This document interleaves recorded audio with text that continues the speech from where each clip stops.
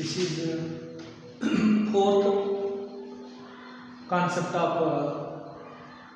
functions of financial management. ಹಣಕಾಸು ನಿರ್ವಹಣೆಯ ಕಾರ್ಯಗಳು. The functions of financial management are divided into two parts. ಹಣಕಾಸಿನ ನಿರ್ವಹಣೆಯ ಕಾರ್ಯಗಳು ಎರಡು ಭಾಗಗಳಾಗಿ ವಿಂಗಡಿಸಲಾಗಿದೆ.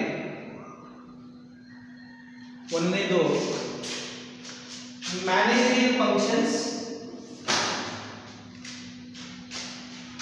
ಮ್ಯಾನೇಜರಿಯಲ್ ಫಂಕ್ಷನ್ಗೆ ಇನ್ನೊಂದು ಫಂಕ್ಷನ್ ಅಂತ ಕರಿತೀವಿ ಎಕ್ಸಿಕ್ಯೂಟಿವ್ ಫಂಕ್ಷನ್ ಅಂತ ಕರಿತೀವಿ. ಎಕ್ಸಿಕ್ಯೂಟಿವ್ ಫಂಕ್ಷನ್ ಇದಕ್ಕೆ ಇನ್ನೊಂದು ಹೆಸರು ಎಕ್ಸಿಕ್ಯೂಟಿವ್ ಫಂಕ್ಷನ್ ಅಂತ ಕರಿತೀವಿ.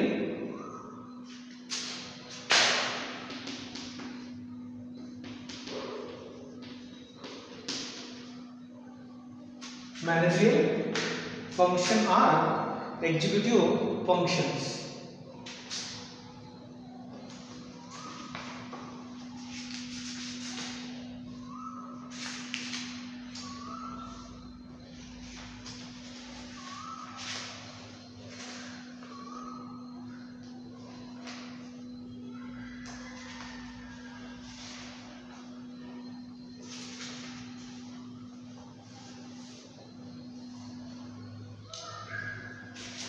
ಮ್ಯಾನೇಜರಿಯಲ್ ಫಂಕ್ಷನ್ಸ್ ಅಂದರೆ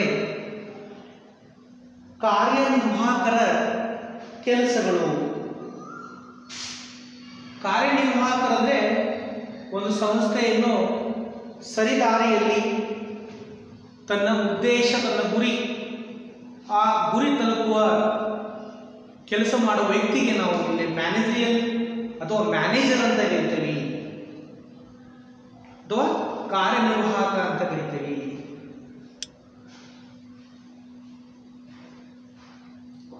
The managerial functions, this function require administrative skill. ಅಂದರೆ ಮ್ಯಾನೇಜರಿಯಲ್ ಅಂದ್ರೆ ಕಾರ್ಯನಿರ್ವಾಹಕರ ಕೆಲಸಗಳು. ಕಾರ್ಯನಿರ್ವಾಹಕರ ಕೆಲಸ ಫಸ್ಟ್ ಆಡಳಿತಾತ್ಮಕವಾಗಿ ಕೆಲಸ ಮಾಡಬೇಕು. ಆಡಳಿತಾತ್ಮಕವಾಗಿ ಕೆಲಸ ಮಾಡಬೇಕಾಗಿದೆ.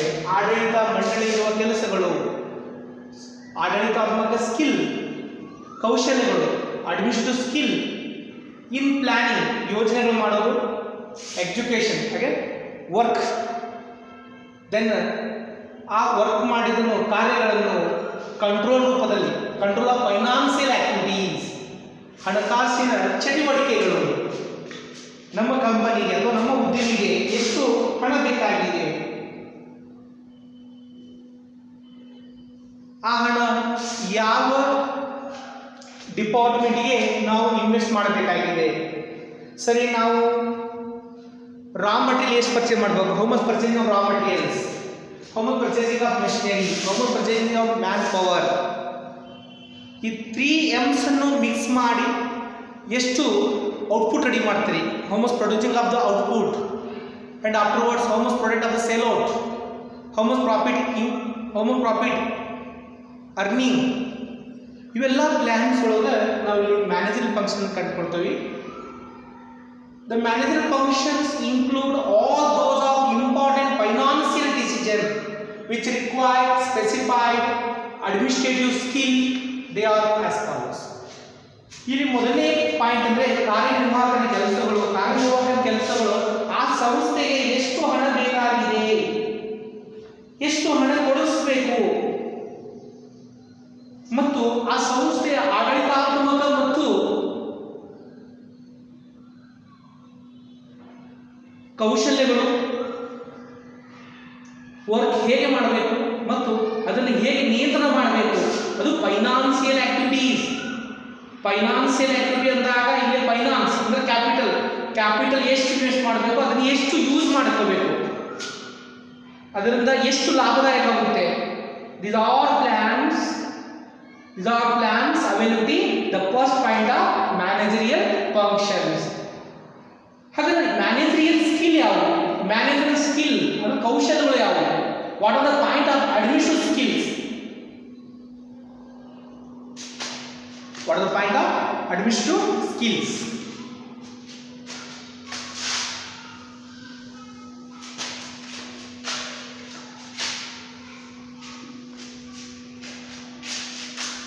Point number 1.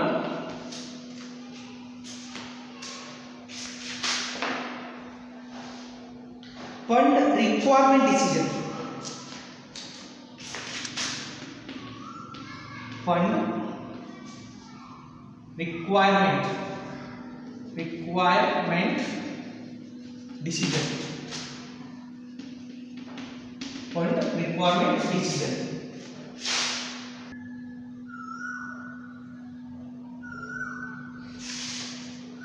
The main point of management functions, the sub point of planning. ಇಲ್ಲಿ ಕಾರ್ಯನಿರ್ವಾಹಕರ ಕೆಲಸಗಳು ಯಾವುವು, ಯೋಜನೆಗಳು ಯಾವುವು, ಅಡ್ಮಿನಿಸ್ಟ್ರೇಟಿವ್ ಪ್ಲಾನ್ಸ್ ಯಾವುವು, ಸ್ಕಿಲ್ಸ್ ಯಾವುವು, ಇವೆಲ್ಲ ಪ್ಲಾನ್ಸ್ ಇದೆ. ಟೋಟಲ್ 8 ಪ್ಲಾನ್ಸ್ ಇದೆ, ಯೋಜನೆಗಳಿದೆ. First point is fund requirement decisions. First point is fund requirement decision.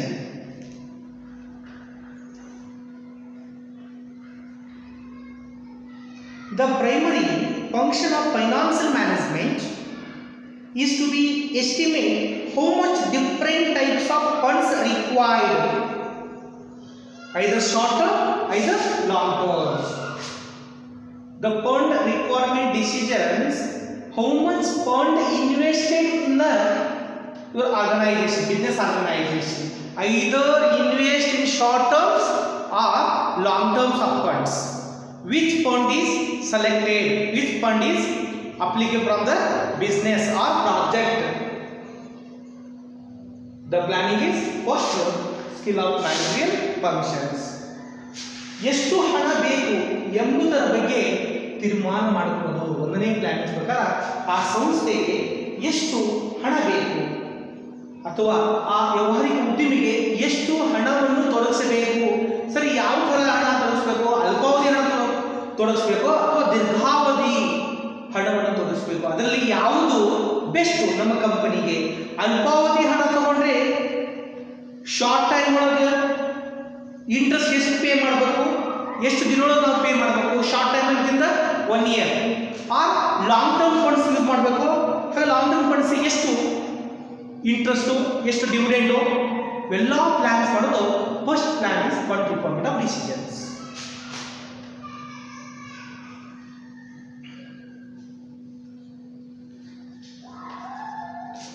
The second point is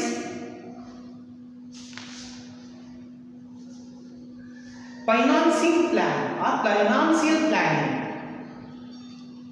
Financial planning is done under the different activities: formulation of financial objectives, framing the financial policies, developing the financial procedures are being performed for the preparation of both short-term and long-term plans are prepared.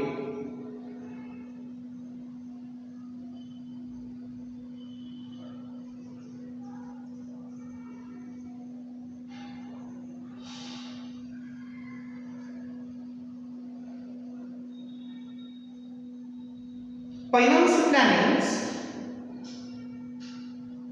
This second point is how much amount invested in the business organization, where is available from the amounts, either banks, other outside liabilities or creditors or debenture holders, where is availability from the finance.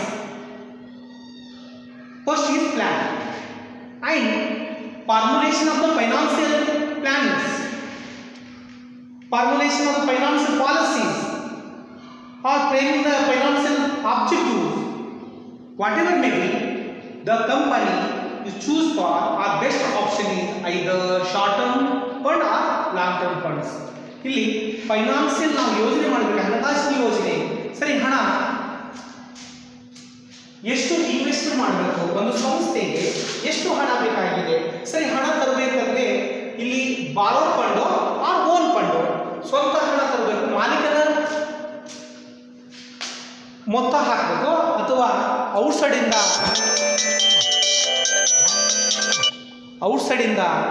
ಬೇರೆಯವರಿಂದ ಹಣ ಏನೋ ತಗೋಬೇಕು.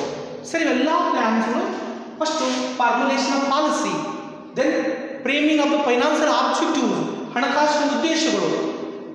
ಹಂಗೆ ನಮ್ಮ ಕಂಪನಿಗೆ ಎಷ್ಟು ಹಣ, liquidity position of the company, then maintenance of liquidity of the position of the company, then profit maximation and wealth management, whatever that is, first is plan of the financial. Who is planner? The planner is company manager or financial manager or managerial financial manager that done of this work. The second point, third point is financial decision. Financial decision. ಹಣ ತೊಡಗಿಸುವ ಬಗ್ಗೆ ತೀರ್ಮಾನ. ಒಂದು ವಾಣಿಜ್ಯ ಸಂಸ್ಥೆ ಹಣಕಾಸಿನ ಬಗ್ಗೆ ತೀರ್ಮಾನವನ್ನು ಕೈಗೊಳ್ಳಲು ವ್ಯವಸ್ಥಾಪಕರು ಈ ಕೆಳಗಿನ ಬಗ್ಗೆ ಯೋಗ್ಯ ತೀರ್ಮಾನ ತೆಗೆದುಕೊಳ್ಳಬೇಕಾಗುತ್ತದೆ. ಹಣ ಯಾವಾಗ ಬೇಕು, ಎಲ್ಲಿಂದ ಆ ಹಣವನ್ನು ದೊರಕಿಸಬೇಕು, ಹಣವನ್ನು ದೊರಕಿಸುವುದು ಹೇಗೆ, ಪ್ರತಿಯೊಂದು ವ್ಯವಹಾರಕ್ಕೂ ಹಣ ಬೇಕಾಗುತ್ತದೆ. ಪ್ರತಿಯೊಂದು ಹಣ ಬೇಕಾಗುತ್ತದೆ ಮತ್ತು ಪ್ರತಿಯೊಬ್ಬ ಹಣಕಾಸು ನಿರ್ವಹಣೆಗಾರರಿಗೆ ಈ ಸಮಸ್ಯೆ ಇದ್ದೇ ಇದೆ. ಹಣಕಾಸಿನ ಕಾರ್ಯಗಳನ್ನು ಮಾಡುವನು ಹಣವನ್ನು ಯಾವ್ಯಾವ ಮೂಲಗಳನ್ನು ಸಂಗ್ರಹಿಸಬೇಕು, ಪ್ರತಿಯೊಂದು ಕಡೆಯೂ ಎಷ್ಟು ಖರ್ಚು ಬರುತ್ತದೆ ಮತ್ತು ಅವುಗಳ ಪರಿಣಾಮಗಳ ಬಗ್ಗೆ ಸರಿಯಾಗಿ ಯೋಜನೆ ಮಾಡಬೇಕಾಗಿದೆ. ಇದೆಲ್ಲ ಕಂಪನಿಯ ಫೈನಾನ್ಸಿಯಲ್ ಹಣಕಾಸಿನ ಕಾರ್ಯನಿರ್ವಾಹಕ ಅಧಿಕಾರಿಯ ಮೂಲ ಉದ್ದೇಶವಾಗಿರುತ್ತದೆ. The finance decision, in order to meet the requirements of the firm, finance management has to resort to take decisions. When the fund is required, where to acquire the fund from, how to acquire the funds. All the business activity requires the fund and every financial manager is facing these problems. Finance management has to identify the sources of from which funds can be raised, how much amount can be raised from each source, and what is the cost involved from the outside liability. The main theme of financing decision: how much amount invested, where is the amount available, and how much cost. These three facts first analyzes to the manager from the company. How much cost incurred from the organization. So 3 points is completed. Then next 4 points.